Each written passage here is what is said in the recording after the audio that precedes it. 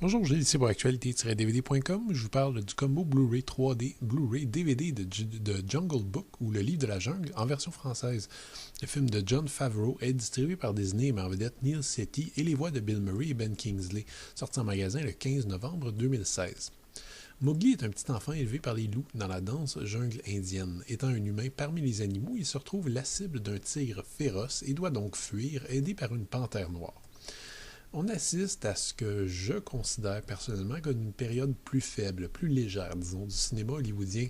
À mon sens, une grande part de ce problème est dû au fait que les cinéastes d'aujourd'hui sont bien souvent des cinéphiles eux-mêmes. Bon, connaître le 7e art peut être un atout. François Truffaut et Michael Haneke, par exemple, peuvent en témoigner, mais je trouve qu'on se retrouve trop souvent avec des réalisateurs qui, plutôt que de chercher à dire quelque chose de nouveau, sont plutôt satisfaits de jouer dans les univers qui ont bercé leur enfance.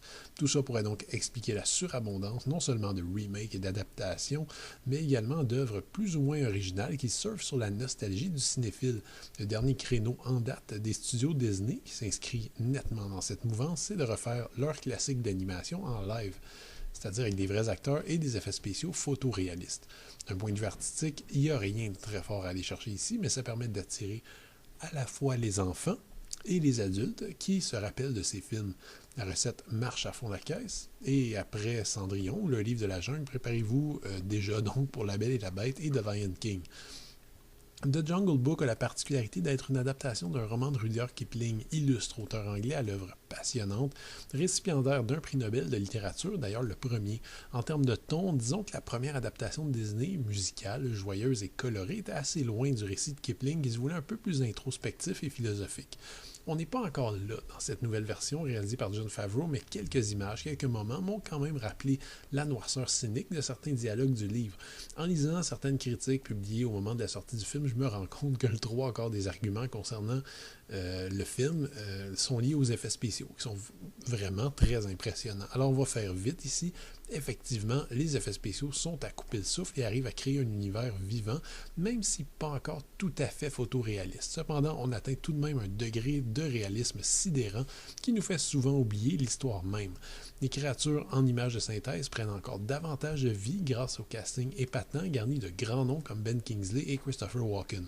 Ça, c'est pour les bons points. Maintenant que ça c'est dit, il est bon de se rappeler aussi qu'on a affaire avant tout à un film de Jon Favreau, selon moi un tâcheron ennuyant qui est capable au mieux de tenir une caméra correctement pour offrir un Iron Man distrayant.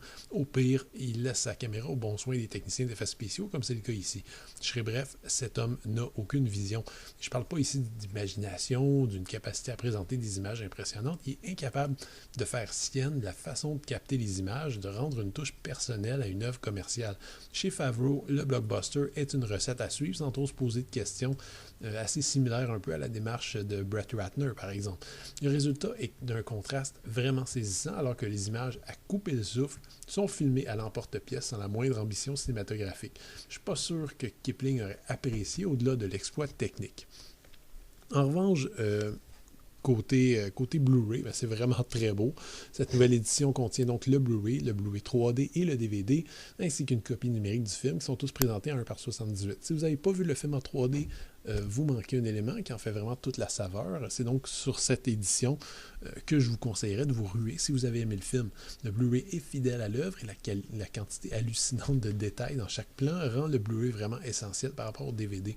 Les pistes audio sont offertes en anglais DTS HD 7.1 ou en français ou espagnol 5.1 et les sous-titres sont offerts dans ces langues. Côté bonus, on reprend les suppléments du Blu-ray précédent et on en ajoute des nouveaux. On retrouve donc bien la piste de commentaires du cinéaste, un making-of d'environ une demi-heure, une vidéo sur l'interprète principal et une featurette sur les effets spéciaux concernant le roi Louis. Parmi les nouveaux bonus, on trouve une featurette sur le numéro musical de Baloo, une featurette sur la chanson I Wanna Be Like You, une featurette sur les effets spéciaux de la jungle, sur ceux de K, ainsi qu'une vidéo qui présente une scène doublée dans plusieurs langues. Ça paraît beaucoup, mais honnêtement, on a vite fait le tour, même si le contenu reste de qualité. Ce Jungle Book regorge d'idées et d'images hallucinantes, notamment un passage au royaume des singes mémorable.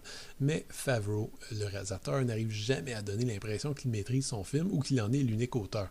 Peut-être que c'est un choix voulu. Après tout, bon, Disney, on va s'entendre, c'est pas reconnu pour donner libre cours à des artistes au talent unique, préférant plutôt la valeur commerciale et le scénario finement travaillé par une légion de scénaristes inspirés d'études de marché. Le résultat avec ce Jungle Book est à l'image de multiples autres longs métrages du studio. Un très bel objet fait et personnel, dont l'humour, la peur et toutes ses émotions sont savamment dosés afin d'offrir au maximum de spectateurs un spectacle sans temps mort dont ils ne retireront pas grand-chose si ce n'est des belles images. C'était Gilles.